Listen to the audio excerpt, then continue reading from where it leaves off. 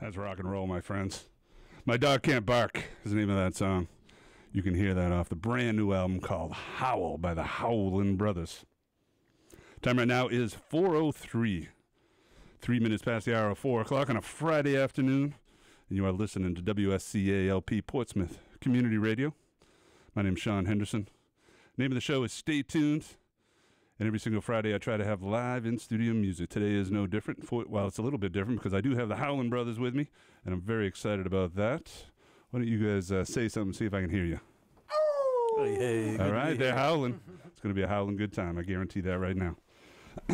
Well, thanks, guys. Thanks for coming in. Thanks for having us. Appreciate you making the trip in. You're performing tonight up in Portland. And I believe it's your first time performing as a band here in New Hampshire, and I'm assuming the same is true for Portland, Maine as well. That's right. Yep. All right. Congratulations on the new album, by the way. Thank you. Howl is the name of the disc. I'll hold it up there for the camera. Howl is the name of the disc, and it's great. I just played My Dog Can't Bark, and I was saying that it's big. It seems like when you were in the studio, you just said, you know what, let's just turn all this stuff up a little bit more. Yeah. I want to come back and I want to talk about that, and I want to talk about the whole album, and just find out about you guys here since you're here. But what I want to do first and foremost is start with something live, and then we come back and chat. How's that? Sounds good. All right. Thank you.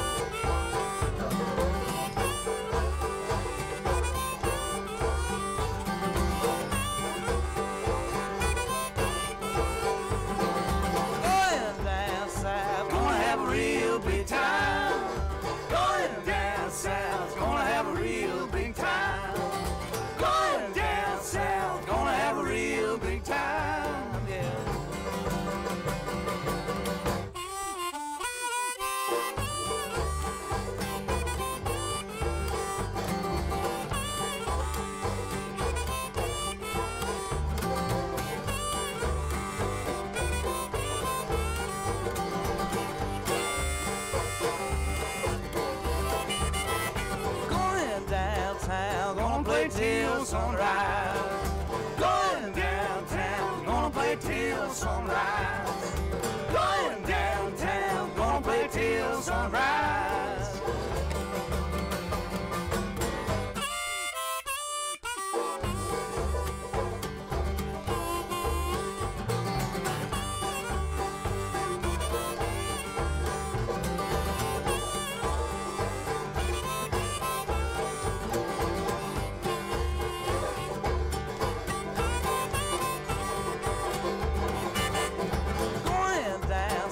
Gonna make 'em moan and howl. Going down south, gonna make 'em moan and howl. Going down south, gonna make 'em moan and howl. Howl.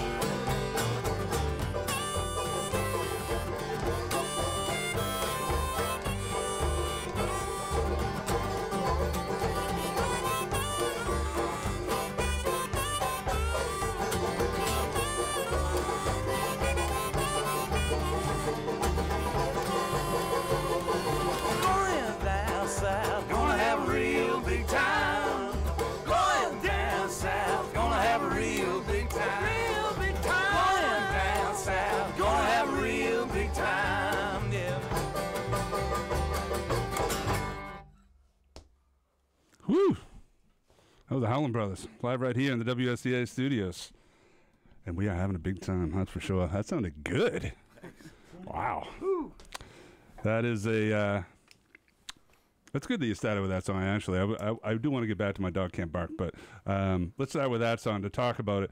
I know that you had worked with Warren Haynes, and he had co-written that song and came in and played. Did he play guitar on it as well as sing, or did he sing as well as play guitar? Yeah, he played slide guitar and sang real good. Yeah. He's all right.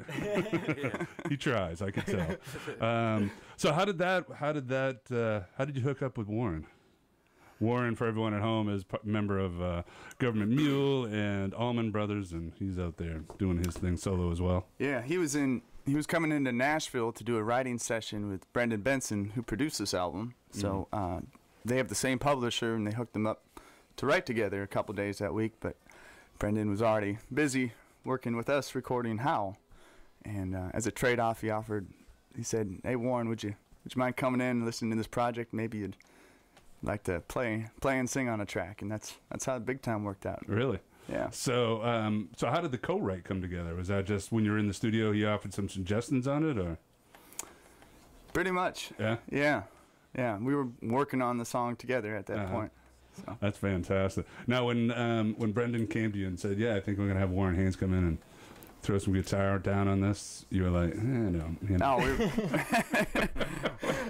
we were thrilled. That was awesome.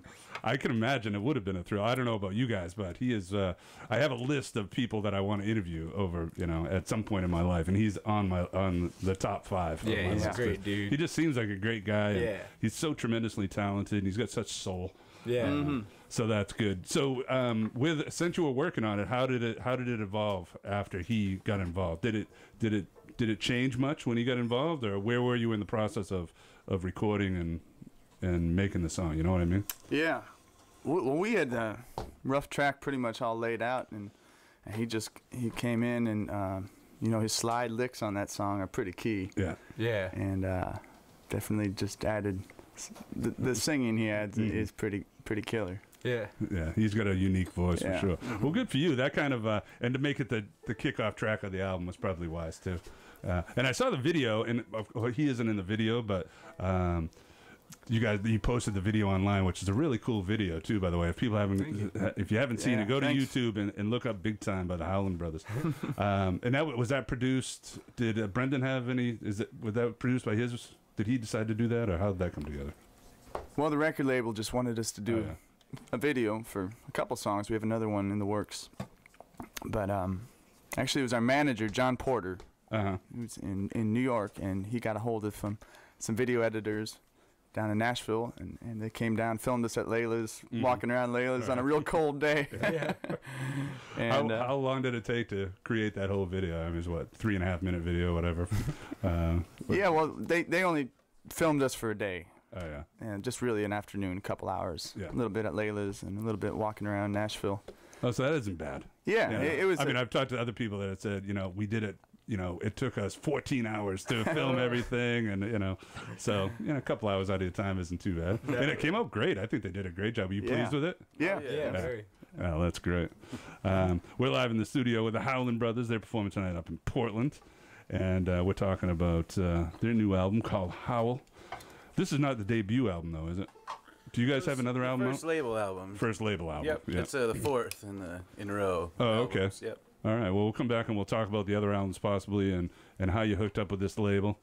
And but right now, let's do another live thing. How's that? Sure. All right. Yeah.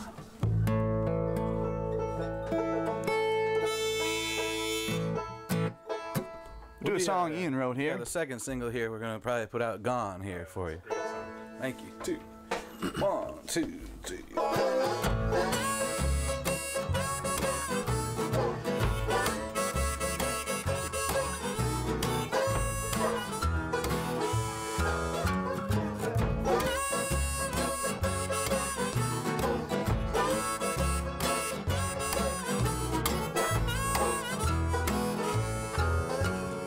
She warned me once, she warned me twice, but I don't take no one's advice, and I'm gone, gone.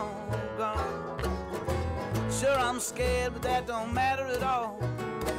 Plenty of times you watch me fall, and I'm gone, gone.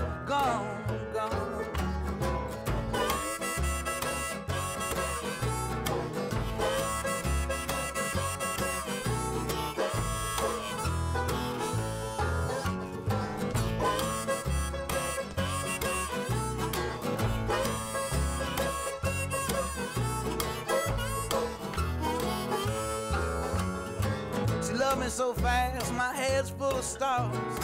I can see the moon, the trees, the sun, the sky, you in my arms, making love on a rainy hillside. We laughed so hard, we nearly bust our sides, and I'm gone, gone, gone, gone. Yes, gone, gone, gone, gone. Gone. Dress her up in calico on the first day of the spring. Gone. Pretty little house and a pretty little ring. Gone. I see my heart drifting out to sea. Gone. I see her out there and the sirens sing to me, and I'm gone, gone, gone.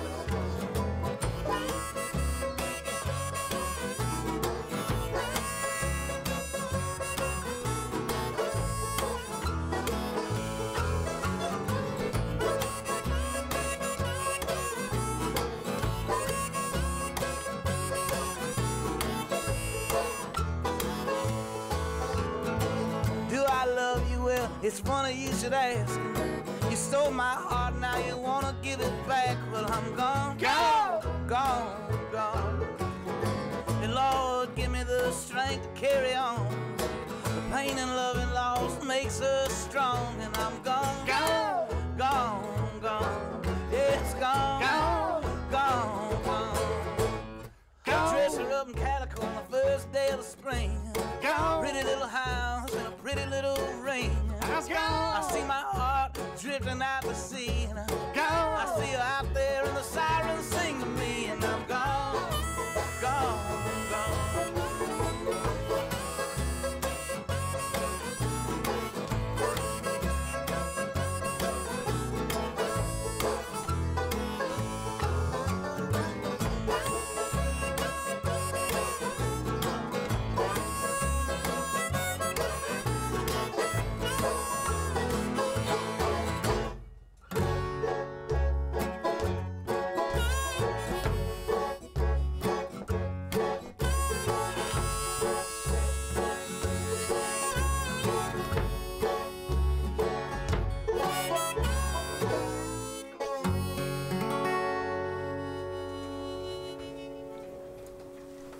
That was a Howlin Brothers song called "Gone." That is makes perfect sense to have that as the second single, if that's the case, and it should be a great video as well. When you say you were gonna make another video,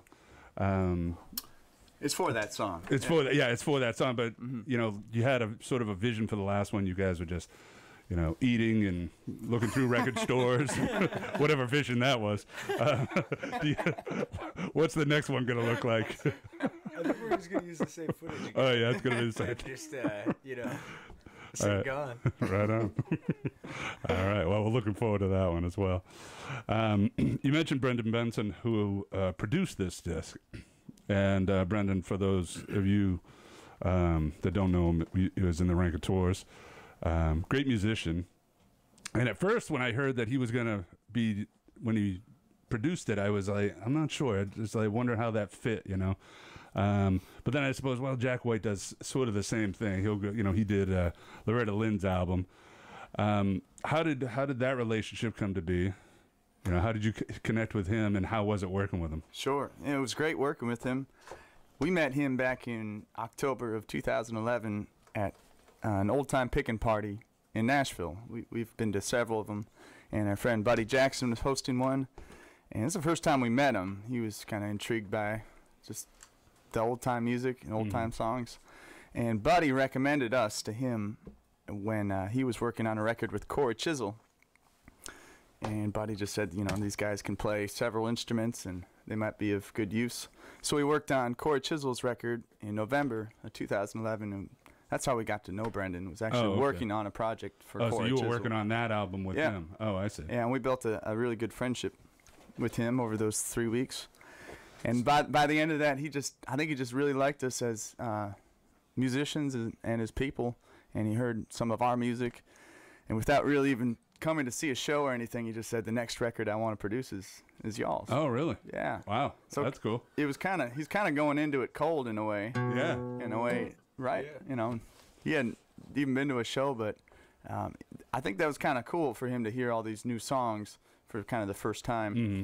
And be willing to jump in. And yeah, and he was really cool as far as giving us ideas and trying different rooms and just throwing out different ideas that we wouldn't have really thought of. Like what? I mean, can you give me an example of what he brought to the table? Oh, just like, you know, lots of adding extra percussion, and a couple songs actually have like Hermitage Hot Step adds a nod to Cluck Old Hen in it, and that was just him hearing us doing that warming up. You know, lots of stuff like adding electric guitar to Tennessee Blues. You know, percussion, whistling. I don't know. He really helped with the arrangements. Right. Oh, that's great. Yeah. Now, when I mentioned My Dog Can't Bark earlier, and how it just, you know, you guys said, well, my take on it was like, okay, that sounds good. Let's turn it up 5. You know, how did that come to be? Because it does sound like that to me. And was that on purpose, or it still sounds great, but it just sounds huge. It crashes into the album, in my opinion. Awesome. And so I was wondering how that came to be, and was it a conscious? You know, tell me how that evolved, because it just seems in the middle of the album to just crash into. Yeah, we had one day where we brought in Greg Stocky. He's a great drummer from Nashville, one of our good friends, and we've played gigs in downtown Nashville with Greg. And so we brought him in to record on. There's drums on Gone, there's drums on Tennessee Blues, and I think we did those 2 songs fairly quickly. That when we did My Dog Can't Bark, it just, I don't know, we were so happy that we already had 2 songs in the can that day. That so that's what it was. Yeah, I think it was just sheer energy from that day, and having Greg Stocky there, and you know, that's one of our favorite songs to play. It's a great song. Well, that's interesting. It just seemed it seems like more than exuberance to me, but much more actually. Yeah. But it's cool, very cool. And I just love the album. It kind of goes all over the place as far as musical styles. I guess, you know, you've got the New Orleans thing. You got a little Dixieland in there. You got some blues, as you mentioned before. You got obviously the bluegrass and the old timey thing going for you. Even some country stuff. Was that how you guys formed the band? Did you just say this is going to be the Howlin Brothers sound, or is it just someone brings a song in that happens to be, you know, more Delta based, or? Yeah, I think we just kind of went through the songs that we had written, and we don't kind of write in one style. And so when we brought what are the new songs we have, we brought them to the table. They were kind of all left field, right field. Yeah.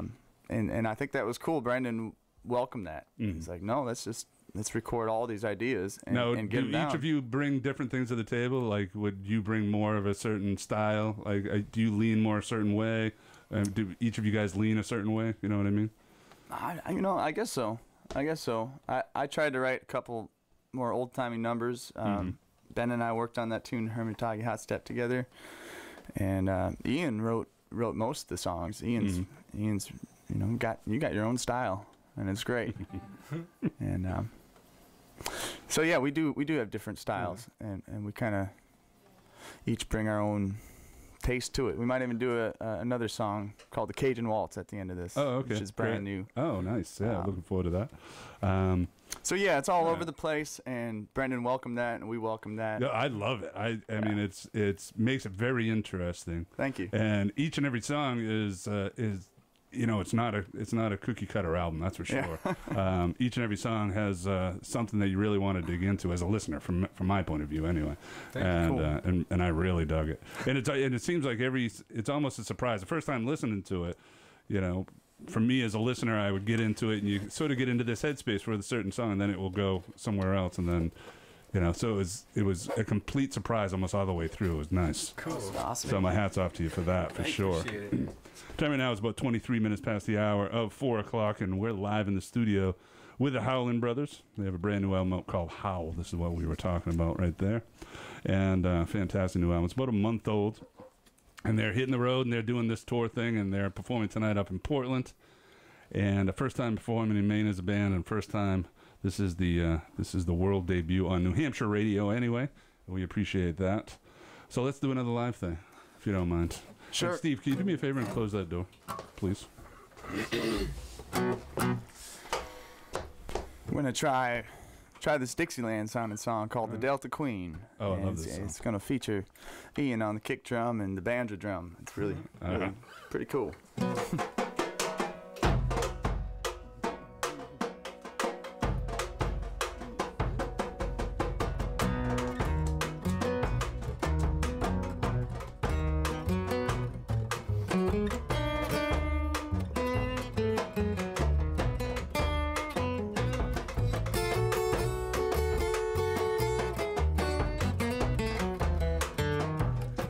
Well, there's a big white boat on the Mississippi River, just outside Dixieland.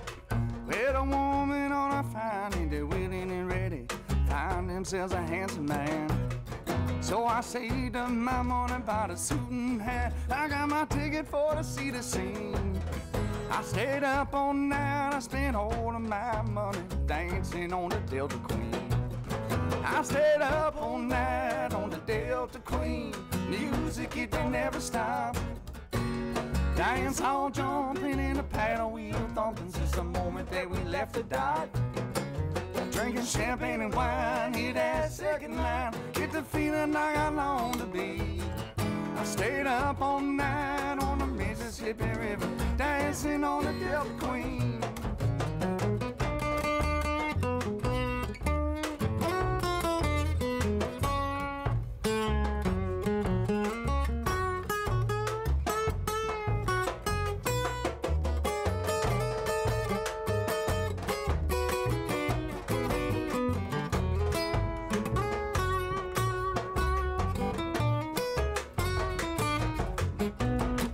I met Top Hat Tom and his big leg Sally doing a dance they called a Cajun Stomp. I seen Texas Bill and his fast footin' Jenny reeling like a spinning top. Well, man, I could douche with a gal named Sue. You know, we dance the whole night it seemed. I stayed up all night, spent all of my money dancing on the Delta Queen. I stayed up all night on the Delta Queen. Music, it didn't never stop. Dance on jumping in the paddle wheel thumping since the moment that we left the dock. Drinking champagne and wine, hit that second line, get the feeling I got long to be. I stayed up all night on the Mississippi River, dancing on the Delta Queen.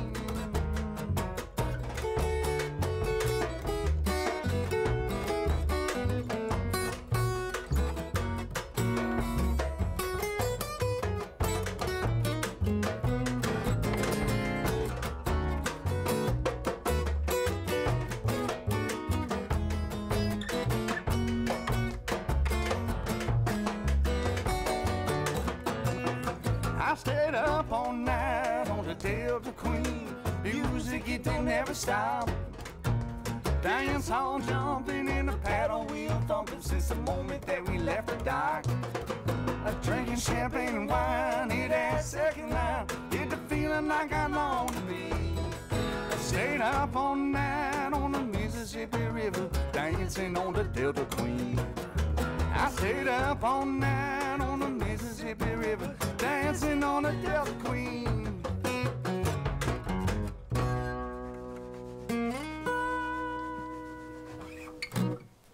Very nice. Delta Queen. Great song, too. I love that song. All right. I wasn't really sure if you could pull it, or not that you could pull it off, but it sounds so good on the album, you know, and you got you got all the other instrumentation. 5 horn players on the album. It's and those awesome. horns sound awesome on there. So I was thinking, oh, I'll miss that. I'll miss the horns if they play it live, and that's why I was going to play it on the album. But no, you guys pulled it off, so thank you very much.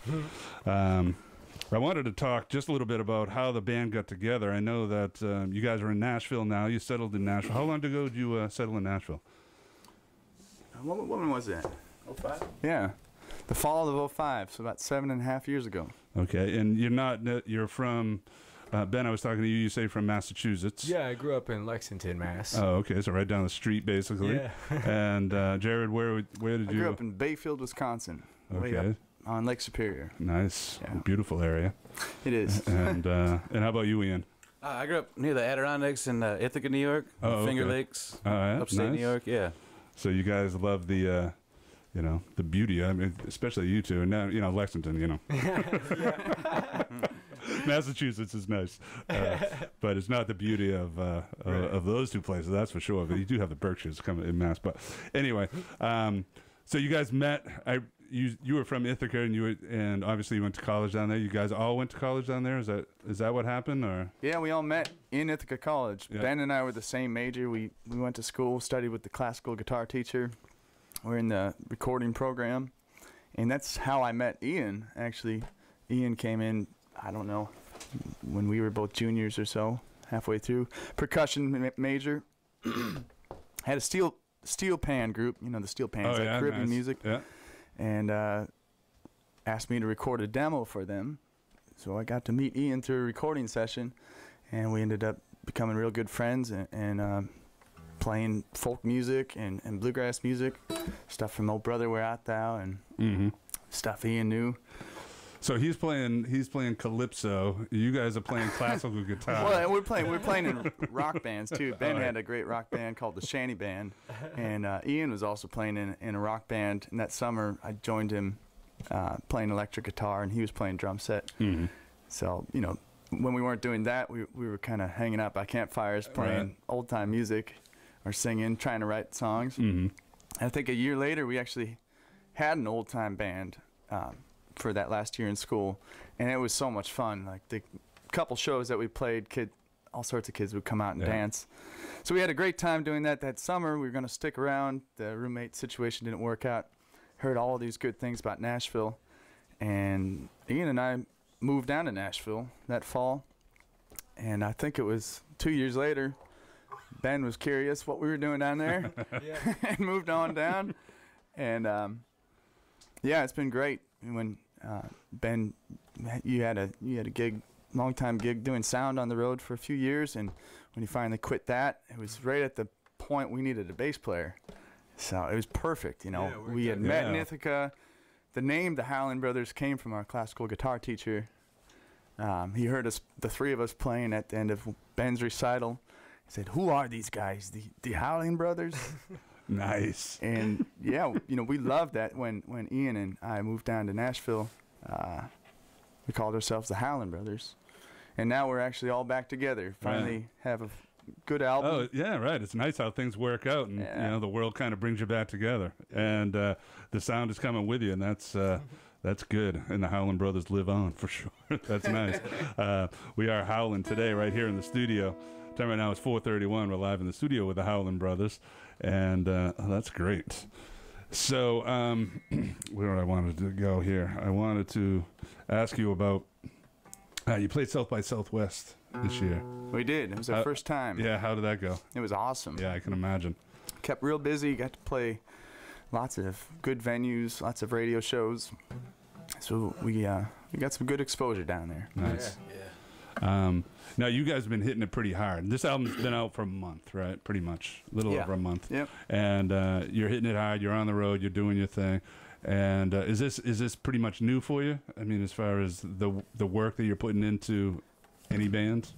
Yeah, the traveling for sure. We've been fortunate to have been busy enough playing music in Nashville and in Tennessee that we hadn't really expanded our fan base. Right there, we right? hadn't done much touring. It was right there. We could make money doing it, and so it's good to be on a label. And they want to, you know, we want to get out. Right. And they want to expand. You want to expand. That's and great. We've been working with a couple people now who are helping line up some shows. So it's great. Right. Good for you. Very excited. I know that did I read it right? And I'm not sure where it's at now, but as soon as it came out, it started to climb the Americana charts. Yeah. Which is pretty cool, you know, right off the bat. Yeah. The last I saw it was at number 14. Did it go much higher, or Still there right now. Yeah, still there. 14, good. 13, 14. Oh, right nice, there. good. Well, congratulations on that. Thank you. Yeah, that's cool. Thank you. That is very cool. Well, I think it's fantastic what you guys are doing, and I think that Thank you. Yeah, I'm very pleased that you're here today, and you should be very proud of this disc. Very, very happy to proud. be here. I'm happy that you're in the area, and I think that this is the first time for people at home listening. This is the first time that these guys are performing in this area. Hopefully, we'll be back many more times as we go on here. But if you want to go and see them, go see them tonight, because who knows when we'll be back. But they'll be back. Well, they're performing tonight up in Portland at One Longfellow Square. Yeah. And is it just you guys? Is there anyone else on the bill? Do you know? I'm not sure. It says showtime starts at 8. Oh, okay. And we hadn't been. I don't know if there's an opener yet. Oh, so okay. you might want to get there by 7:30 or 8. It'll be fun. It'll be a fun show. Well, we'll come back and talk. When do we do another live thing?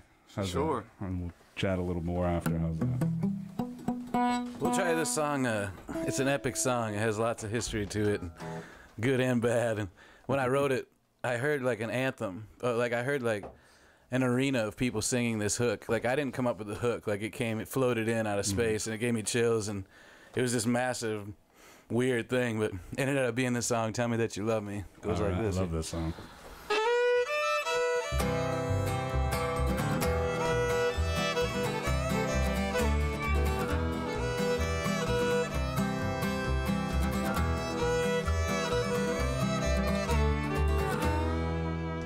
I'm standing on a mountain and I can hear the angels sing, and I feel their light and love just pouring down through me. Oh.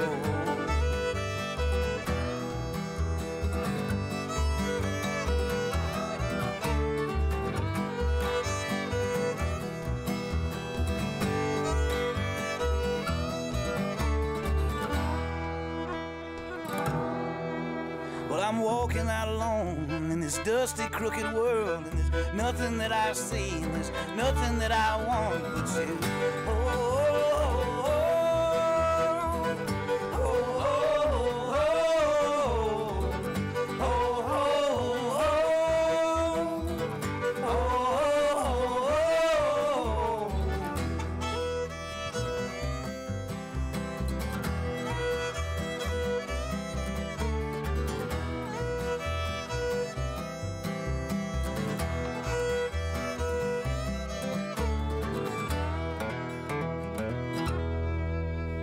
I can see the porch, I can see Irene, I can see the porch that was built by you and me. Oh, oh, oh,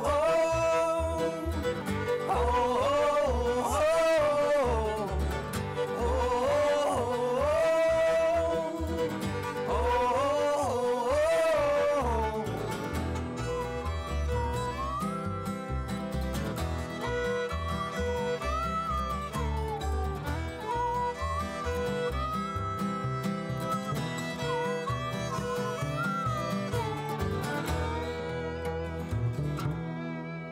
tell me that you love me, tell me that it's true, make my heart bleed, make me feel real.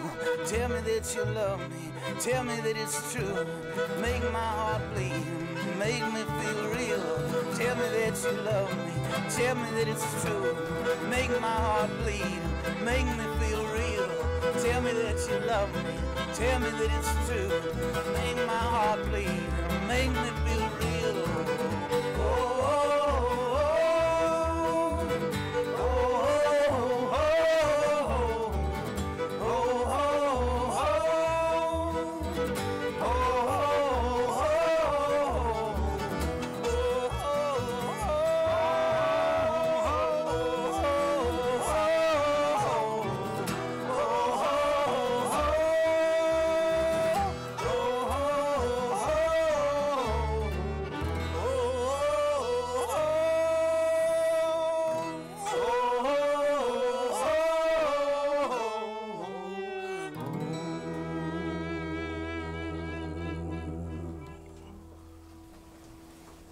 Incredible. Fantastic. Fantastic song. Thank you. Appreciate that. Love that. Tell me that you love me. How's that line? What's that? Make my heart bleed.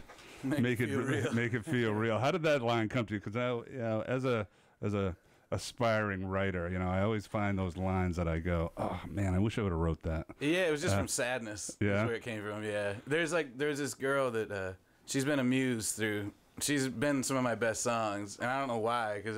I guess I know why, but she kept popping up in my life and would give me those kill popping me. up in your life, breaking your heart. Yeah, exactly. And those are always my best times, even though they're the worst times. Those are the best songwriting experiences, I suppose. I always wish we could write those sad songs without getting our hearts broken. You know what I mean? But that's good, and that's such a great line. It really does.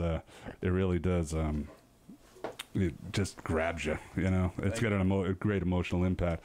I was Bluegrass Heartache and Soul. I read that you guys had that as a slogan. That's what your slogan was. You wanted to bring to the world Bluegrass Heartache and Soul, and that one covers it all for sure. How did that? Tell me about that slogan and how that came to you, or is it just It was we had started a thing called the Acoustic Review a long time ago when we were just getting into this.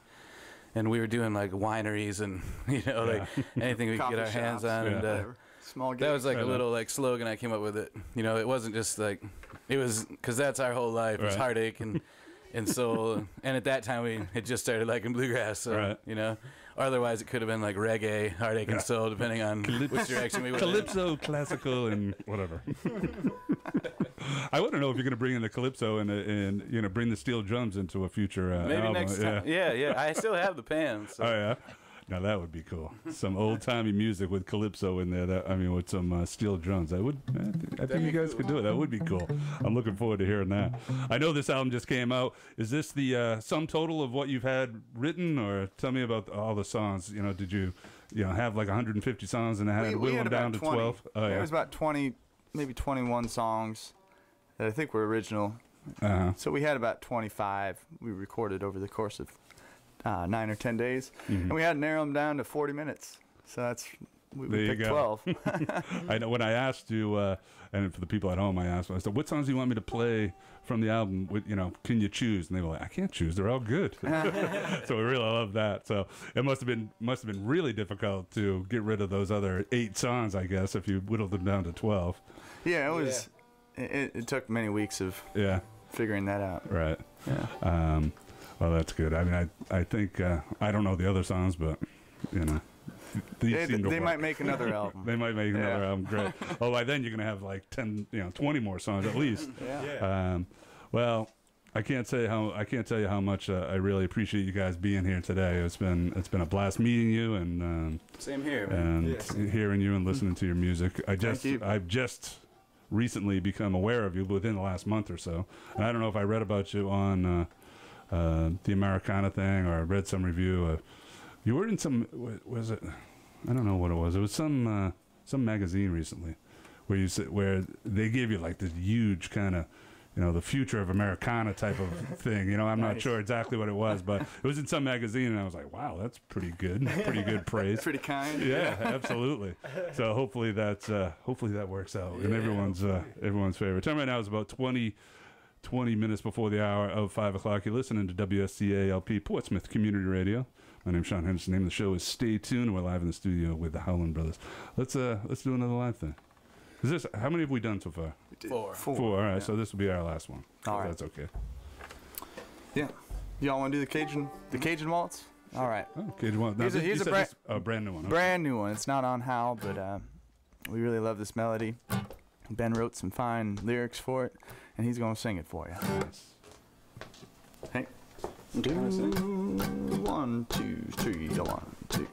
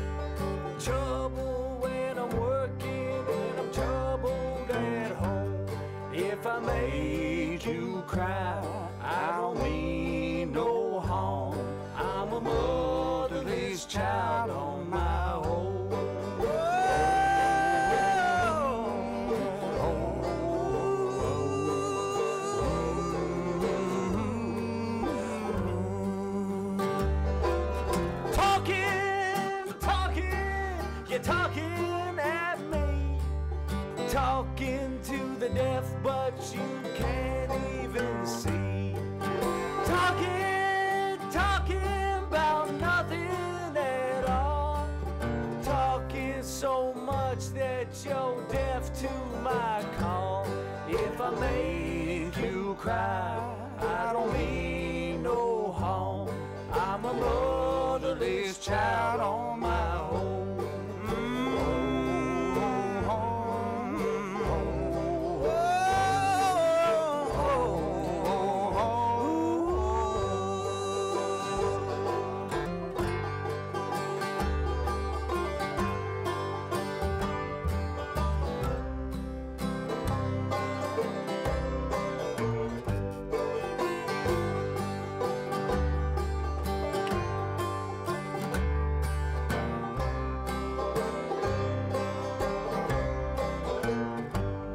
If I make you cry, I don't mean no harm. I'm a motherless child on my own.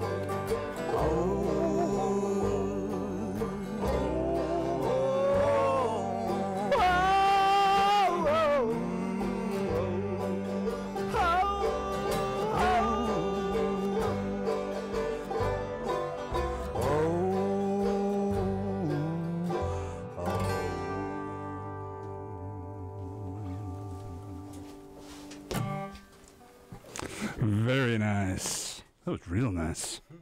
Thank you, guys. That was the Howlin Brothers live in the WSCA studios. Fantastic. Brand new song from them on their next album. Whenever that comes out. But we're sticking with this one. The name of the new album is called Howl. And we encourage you to go check it out. Is it thehowlinbrothers.com or just howlinbrothers.com? Thehowlinbrothers.com if you want to learn more about them. I encourage you to check them out. You mentioned earlier that this is the 4th album. Is that correct? Yeah, we've had a whole string. We've had this whole, and we were just in New York City, and our old fiddler came up and played a few with us. It's been nice. We've gone through several formations: trio, quartet, trio, quartet, back to trio, and yeah, it's been a whole progression. You can kind of hear it on the records, you know, from our very first one, Tragic Mountain Songs, to this one. Now but the cool thing is that it's always been shaping into this sound, you know, like we loved old time music and bluegrass, and we kind of started like in that vein, but even from the first record, you could tell we weren't going to stay there. Like you could tell the blues had too much influence on us, and just everything, you know. We don't like to discriminate about music. So. Right on, good for you. Now, are those other albums still available? We're gonna start rolling them out here. Okay. We're kind of like focusing on Howl for a while, and then starting next October, we're gonna start rolling out the back catalog. Oh, okay, good. More. So if people go to the show tonight, they can pick up one of those old ones. Oh, okay. Yep. Great. Yeah. Well, I encourage you to pick up both. How's that? if you happen to be up there tonight, pick up both. You definitely want to pick up the new one. Howl is the name of the new disc. And yeah, is there anything I missed in this long conversation? I probably missed a ton. I don't know. Actually, I don't know. No, it was fun. Thank you. Good. Well, I'm very happy that you decided to join us today, and I'm very happy that things are going well for you. And I wish you continued success for sure. Appreciate that. And for everyone at home, again, they're performing tonight up in Portland at One Longfellow Square. And I think I'm going to end with a song called Tennessee Blues, if that's all right. And again, Tennessee Blues is off the brand new album from the Howlin Brothers. And yeah, I want to thank my cameraman Steve and my camera gal over here, woman. I don't want to be discriminatory. Melissa, she was fantastic as well. So thank you guys for helping out. I want to thank everyone at home for listening, and I want to thank you guys for coming in. I appreciate it. Yeah, thanks for having us. Oh, absolutely, my pleasure. The name of this song is called Tennessee Blues, and again, it's off the album Howl.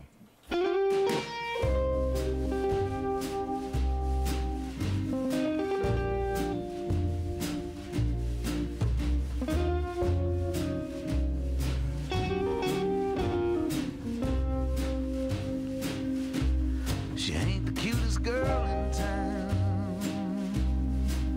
Don't mess with those high-class fools. And every time she calls my name, I get the low-down Tennessee blues. Wind through the tall pine trees sends a chill through me. Every time you leave this town, I get the low-down Tennessee blues.